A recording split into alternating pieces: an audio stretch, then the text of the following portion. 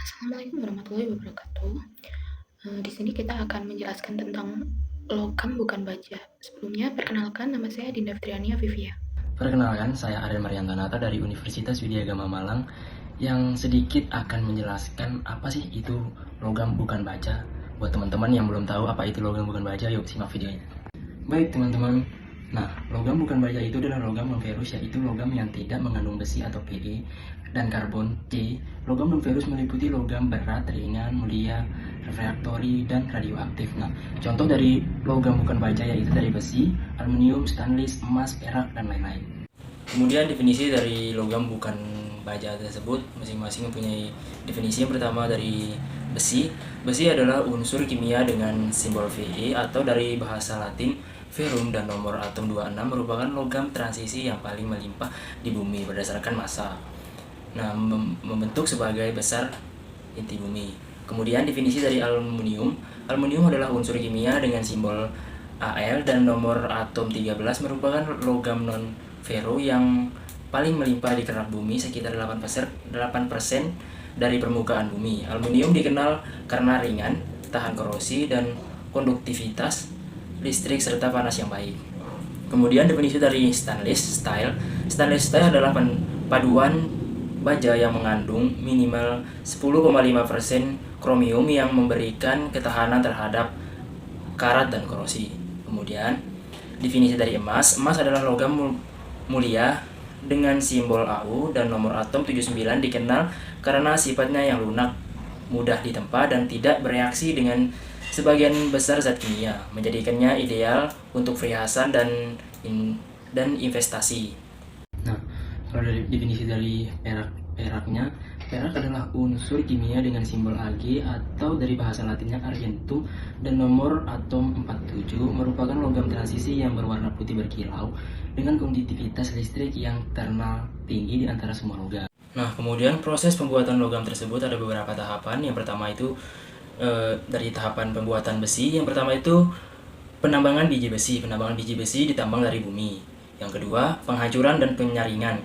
Biji dihancurkan disaring untuk menghilangkan kotoran. Yang ketiga, peleburan di telur tinggi. Nah, biji besi dileburkan bersama pokas dan batu kapur untuk menghasilkan besi cair. Kemudian yang keempat, pemurnian. Besi cair dimurnikan untuk menghilangkan unsur yang tidak diinginkan. Yang kelima, pengecoran. Besi cair dicetak menjadi produk akhir. Terus proses pembuatan logam aluminium ada 4 tahapan utama. Yang pertama itu penambangan bauksit. Bauksit ditambang sebagai sumber aluminium. Yang kedua, pemurnian. Bauksit diolah dengan NaOH untuk menghasilkan aluminium. Yang ketiga, elektrolisis. Aluminium dilebur dan dialirkan listrik untuk menghasilkan aluminium cair. Yang keempat, pengecoran. Aluminium cair dicetak menjadi produk akhir. Kemudian, proses pembuatan stainless steel. Ada 5 tahapan utama dari pembuatan stainless steel. Yang pertama itu peleburan. Besi dilebur bersama kromium, nikel, dan elemen lainnya. Yang kedua, pengurangan karbon. Kandungan karbon dikurangi untuk mencegah kerapuhan. Yang ketiga, pengecoran. Baja cair dicetak menjadi bentuk setengah jadi seperti bilite atau slide. Yang keempat, pengelolaan panas dan pembentukan produk setengah jadi, dipanaskan dan dibentuk sesuai kebutuhan. Yang kelima, penggilingan dingin untuk mencapai dinamis, presisi, dan permukaan yang halus. Nah, proses pembuatan emasnya itu ada beberapa tahapan utama. Yang pertama itu penambangan emas, penghancuran, ekstraksi, pemurnian, dan pengecoran. Nah, jadi penambangannya itu dari emas ditambang dari endapan aluvial atau batuan keras. Kalau penghancurannya itu batuan yang mengandung emas dihancurkan menjadi vertikal kecil. Kalau ekstraksi menggunakan metode seperti sianidasi atau amaldasi. Yang keempat, pemurnian. Emas dimurnikan melalui proses seperti elektrolisis atau pemurnian kimia. Yang kelima, pengecoran. Emas murni dicetak menjadi batangan atau produk lainnya. Proses pembuatan perak ada 5 tahapan utama juga. Yang pertama itu penambangan. Biji perak ditambang dari bumi. Yang kedua, penghancuran. Biji dihancurkan menjadi partikel kecil. Yang ketiga, Ekstraksi. Perak diekstraksi menggunakan larutan sianida atau metode lainnya. Yang keempat, pemurnian. Perak dimurnikan melalui proses seperti elektrolisis atau proses Merrill-Crowe. Yang kelima, pengecoran. Perak murni dicetak menjadi produk akhir. Nah, kemudian sifat fisik dan kimia dari logam tersebut, yaitu dari besi. Sifat fisik dari besi itu adalah yang pertama, berwarna abu-abu keperakan. Yang kedua, massa jenis 7,87 gram per cm kubik. Yang ketiga, titik lelah 1538 derajat Celcius. Yang keempat, keras dan kuat namun rapuh dalam bentuk murni. Kemudian sifat kimia dari besi itu, yang pertama itu mudah teroksidasi membentuk karat. Yang kedua, reaktif terhadap asam dan udara lembab. Yang ketiga, bersifat magnetik. Kemudian sifat fisik dan kimia aluminium itu, yang pertama, sifat fisik dari aluminium, warna putih keperakan, massa jenis 2,3 gram per cm kubik. Yang ketiga, titik lelah 660 derajat Celcius. Yang keempat, ringan dan lunak. Terus sifat kimia dari aluminium itu yang pertama, bereaksi dengan oksigen membentuk lapisan yang melindungi dari korosi. Yang kedua, bersifat amphoter atau bereaksi dengan asam dan basa. Yang ketiga, tidak magnetik. Terus sifat fisik dari stainless steel, warna perak mengkilap. Terus massa jenis 7,9 gram per cm kubik. Terus yang ketiga, titik lelah 1400 sampai 1530 derajat Celcius. Terus yang keempat, kuat dan tahan aus. Terus sifat kimia dari stainless steel tersebut yaitu, yang pertama, tahan terhadap korosi karena adanya lapisan pasif. Yang kedua, tidak mudah bereaksi dengan asam lemah. Yang ketiga, non magnetik atau lemah magnetik tergantung komposisi.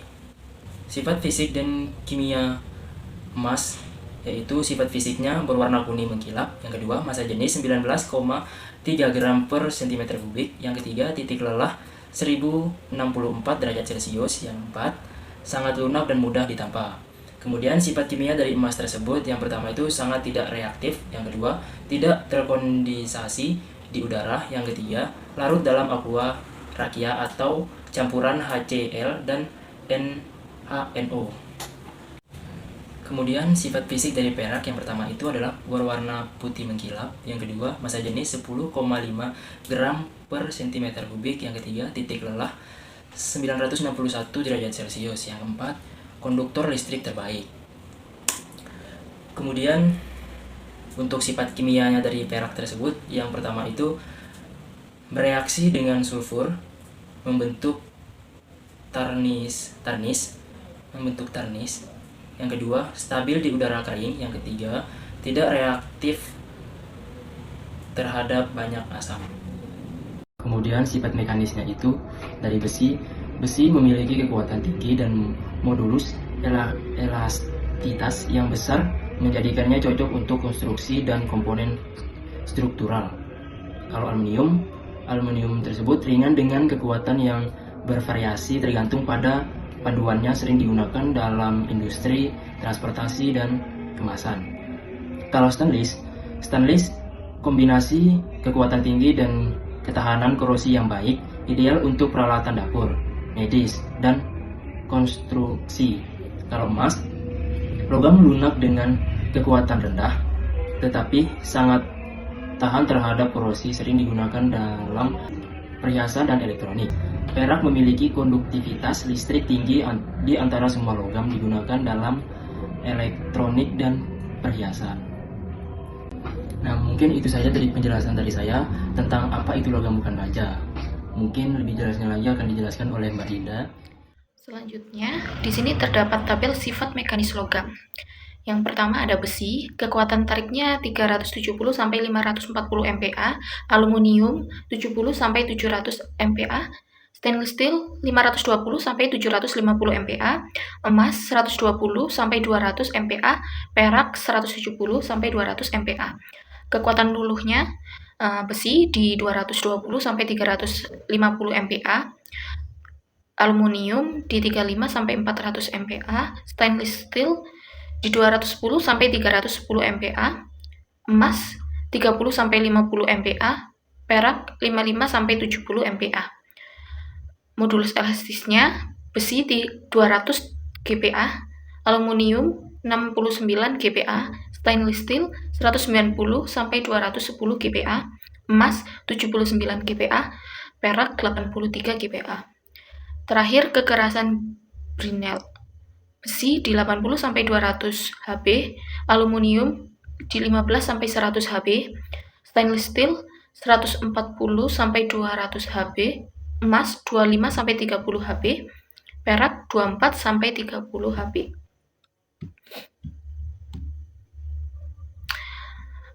Selanjutnya sistem pengujian. Yang pertama, besi, uji tarik, menentukan kekuatan tarik dan regangan maksimum.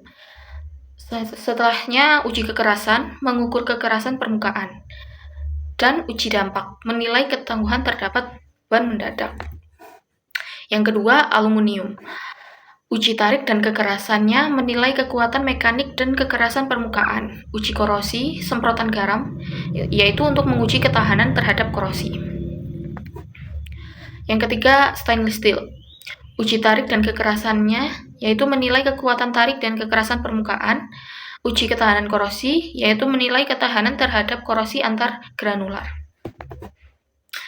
Keempat, emas, yaitu uji kemurnian, spektrometri emisi atom, yaitu menentukan kadar emas dalam paduan.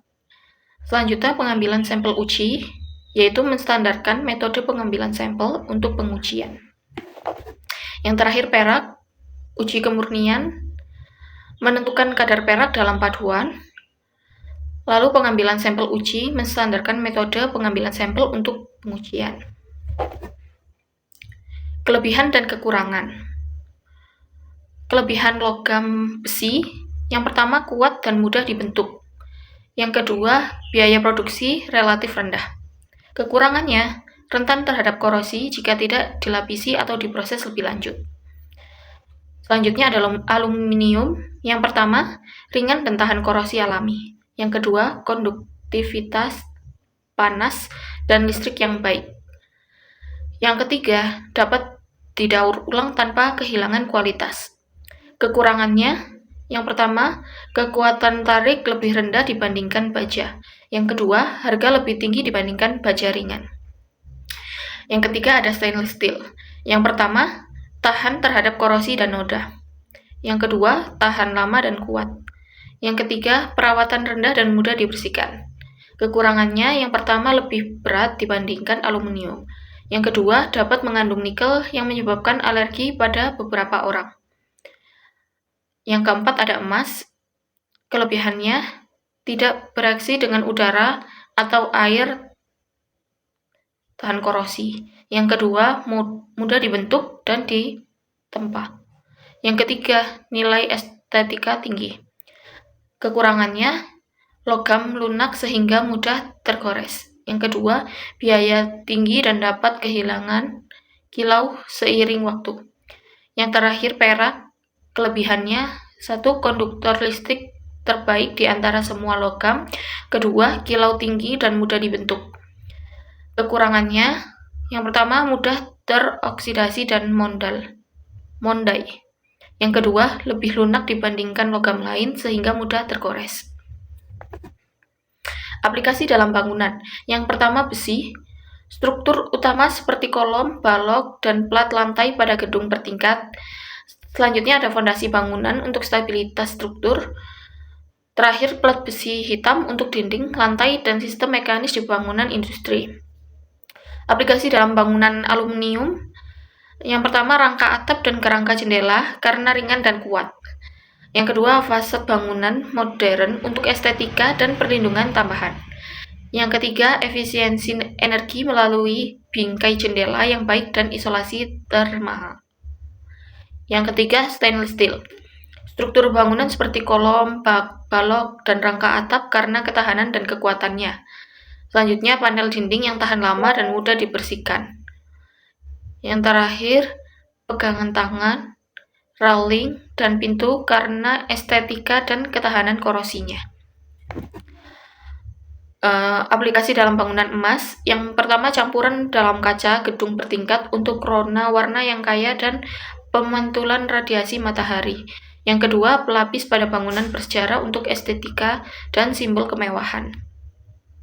Yang kelima, perak digunakan dalam proses pengelasan dan panduan untuk aplikasi industri karena konduktivitas listrik dan thermal yang tinggi. Selanjutnya, produk dalam perdagangan. Logam besi, produknya itu batang beton, ulir, plat, wearol, billet. Logam aluminium, produknya ada ingot, billet, coil, foil. Logam stainless steel, produknya ada plat, pipa, bar, coil, wire. Logam emas, produknya ada batangan, paduan emas, palladium, kawat, perhiasan, perak, nitrat, jarum, uji emas. Selanjutnya logam perak, produknya ada granul, kawat, plat, perak, nitrat, produk paduan, jarum, uji perak. Ini daftar pustaka yang kita pakai. Terima kasih. Baik teman-teman, sekian dari kelompok kami. Wassalamualaikum Wassalamualaikum warahmatullahi wabarakatuh.